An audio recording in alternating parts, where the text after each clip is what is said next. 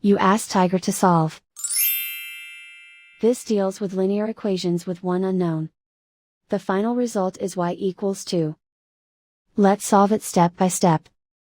Group all constants on the right side of the equation. Subtract 12 from both sides. Group like terms. Simplify the arithmetic.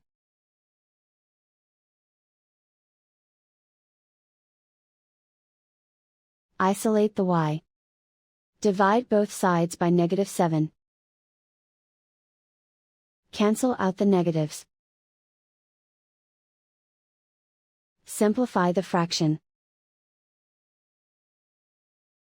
Cancel out the negatives.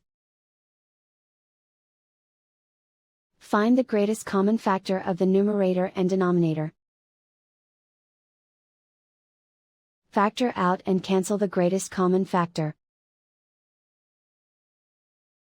And so the final result is y equals 2.